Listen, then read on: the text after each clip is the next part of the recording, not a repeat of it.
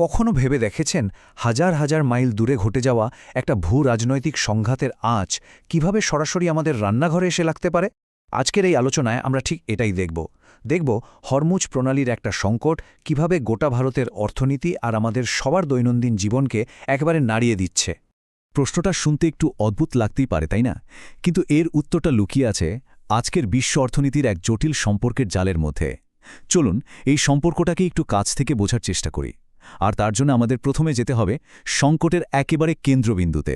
তো সবকিছু শুরু কিন্তু একটা সুনির্দিষ্ট জায়গা থেকে, এমন একটা ভৌগোলিক অবস্থান যা কিনা সারা বিশ্বের জ্বালানি সরবরাহের জন্য বলতে গেলে লাইফলাইন। আর সেই জায়গাটাই হল হরমুজ প্রণালী। একে জীবনরেখা বা জুগুলার ভেইন বলার কারণটা খুব সহজ। এই সরু জলপথটা দিয়েই সারা বিশ্বের বিপুল পরিমাণ তেল আর গ্যাস এক জায়গা থেকে আরেক জায়গায় যায়। ভাবুন তো, এই পথে যদি কোনো কারণে বাধা তৈরি হয় তাহলে পুরো বিশ্ব অর্থনীতিতে কি মারাত্মক একটা প্রভাব পড়তে পারে। এই স্লাইডের সংখ্যাটা দেখুন। প্রতিদিন এই প্রণালী দিয়ে ২০ মিলিয়ন ব্যারেলেরও বেশি পেট্রোলিয়াম যায়, মানে সারা বিশ্বের মোট তেল সরবরাহের প্রায় ৫ ভাগের ১ ভাগ। একবার ভাবুন তো, এই বিপুল পরিমাণ জ্বালানির যোগান যদি হঠাৎ করে থেমে যায় তাহলে কি হতে পারে? তো বিশ্ব অর্থনীতির এই বড় বড় সংখ্যার হিসেব থেকে এবার চলুন সরাসরি ভারতের সাধারণ মানুষের জীবনে নজর ফেরানো যাক। কারণ হরমুজ প্রণালীর এই সংকট এখন আর শুধু খবরের কাগজের শিরোনাম নয়, এটা এখন ভারতের বড় বড় শহরগুলোতে, বিশেষ করে রান্নাঘরে একটা বাস্তব সমস্যা হয়ে দাঁড়িয়েছে। এই কথাগুলো কিন্তু কোনো অর্থনীতিবিদের নয়, এগুলো চেন্নাইয়ের একজন রেস্তোরাঁর মালিকের। তার এই উদ্বেগ থেকেই বোঝা যাচ্ছে পরিস্থিতি কতটা গুরুতর। ব্যবসায়ীরা তাদের রোজগার কাজ চালানো নিয়েই এখন ভীষণ চিন্তিত। এখানে একটা জিনিস খেয়াল করার মতো, এলপিজি সংকটটা কিন্তু ২ দিক থেকে প্রভাব ফেলছে। সরকার সাধারণ মানুষের বাসার রান্নাঘরের চাহিদা মেটানোর জন্য গার্হস্থ্য সিলিন্ডারের সরবরাহকে অগ্রাধিকার দিচ্ছে, মানে প্রায়োরিটি দিচ্ছে। আর এর সরাসরি চাপটা গিয়ে পড়ছে বাণিজ্যিক সিলিন্ডারের ওপর, যার ফলে সেগুলোর সরবরাহ প্রায় বন্ধ আর হোটেল রেস্তোরাঁর ব্যবসা লাটে ওঠার জোগাড়। সংকটের গভীরতাটা এই একটা সংখ্যা থেকেই বোঝা যায়। শুধু চেন্নাই শহরে ১০,০০০-এরও বেশি রেস্তোরাঁ হয়তো সাময়িকভাবে বা একেবারে স্থায়ীভাবে বন্ধ হয়ে যেতে পারে। এর মানে হলো হাজার হাজার মানুষের চাকরি, তাদের রুটিরুজিও আজ বড়সড় ঝুঁকির মুখে। আর এই সমস্যাটা কিন্তু শুধু চেন্নাইতেই আটকে নেই। বেঙ্গালুরু, মুম্বাই, এমনকি কলকাতাতেও একই রকম সংকট তৈরি হয়েছে। মানে এটা এখন একটা দেশজোড়া নগর সংকট, যা আমাদের অর্থনীতির একটা গুরুত্বপূর্ণ অংশকে প্রায় পঙ্গু করে দেওয়ার ক্ষমতা রাখে। আচ্ছা, রান্নাঘরের সংকট থেকে এবার চলুন আর একটু বড় ক্যানভাসে ছবিটা দেখি। এই পরিস্থিতিটা আসলে পুরো ভারতীয় অর্থনীতির জন্য কতটা বড় একটা ধাক্কা তৈরি করছে সেটা বোঝা খুব দরকার। অর্থনীতির এই পুরো খেলার মূল চালিকা শক্তি হল অপরিশোধিত তেলের দাম। প্রতি ব্যারেল অপরিশোধিত তেলের দাম যদি মাত্র $10ও বেড়ে যায়, ভারতের অর্থনীতিতে তার অনেক প্রভাব পড়ে। আর এই স্লাইডটা খুব সহজ করে দেখাচ্ছে যে কিভাবে একটা ছোট পরিবর্তন একের পর এক বড় সমস্যা তৈরি করে। এটা অনেকটা ডমিনো এফেক্টের মতো। দেখুন, তেলের দাম বাড়লেই প্রথমে কারেন্ট অ্যাকাউন্ট ডেফিসিট বাড়ে।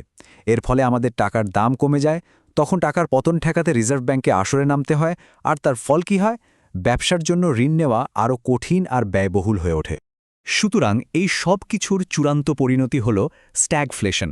এটা অর্থনীতির জন্য একটা দুঃস্বপ্নের মতো পরিস্থিতি। একদিকে জিনিসপত্রের দাম হু হু করে বাড়ছে, মানে মুদ্রাস্ফীতি, আর অন্যদিকে দেশের অর্থনৈতিক উন্নতি একেবারে থেমে যাচ্ছে।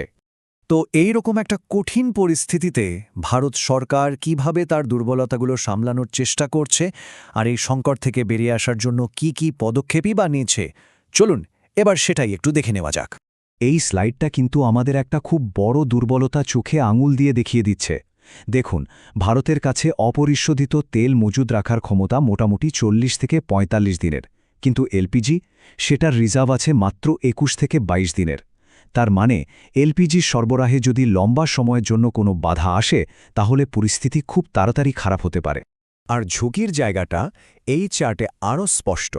ভারত তার এলপিজি আমদানির জন্য প্রায় ৯১%ই শুধুমাত্র একটা অঞ্চলের উপর নির্ভরশীল, মধ্যপ্রাচ্য। এই একক নির্ভরতা আমাদের জ্বালানি নিরাপত্তাকে যে কতটা ভঙ্গুর করে তুলেছে সেটা সহজেই বোঝা যায়। সংকট সামলাতে সরকার কিন্তু বেশ কিছু পদক্ষেপ নিয়েছে। একদিকে যেমন দেশের ভেতরে উৎপাদন বাড়ানোর চেষ্টা চলছে, তেমনি অস্ট্রেলিয়া, কানাডা আর আমেরিকার মতো দেশগুলো থেকে গ্যাস আমদানির নতুন রাস্তা খোঁজা হচ্ছে। এমনকি ভারতীয় জাহাজগুলোকে সুরক্ষা দেওয়ার জন্য নৌবাহিনীর সাহায্য নেওয়ার কথাও ভাবা হচ্ছে। এই সংকটটা আমাদের একটা বড় শিক্ষা দিচ্ছে। এটা শুধু একটা সাময়িক সমস্যা নয়, বরং এটা আমাদের জাতীয় কৌশলকে নতুন করে ভাবার জন্য একটা বড় সুযোগও করে দিয়েছে। সুতরাং এর থেকে মূল শিক্ষা হল সাপ্লাই চেইনের উপর একটা সাময়িক আঘাত বা একটা লজিস্টিক্যাল সমস্যাও কিন্তু একটা দীর্ঘস্থায়ী অর্থনৈতিক সমস্যায় পরিণত হতে পারে। এটা শুধু একটা সাপ্লাই শক নয়, এটা আমাদের কাঠামোগত দুর্বলতাকে সামনে নিয়ে আসে। সবশেষে এই পুরো বিশ্লেষণটা আমাদের একটা খুব মৌলিক প্রশ্নের সামনে এনে দাঁড় করায়। আজকের এই অনিশ্চিত বিশ্বে অন্য দেশের উপর নির্ভর না করে জ্বালানির মতো একটা গুরুত্বপূর্ণ বিষয়ে আত্মনির্ভর হওয়াই কি একটা দেশের জন্য আসল নিরাপত্তা এনে দিতে পারে? এই প্রশ্নটা আমাদের সবাইকে নতুন করে ভাবতে বাধ্য করে।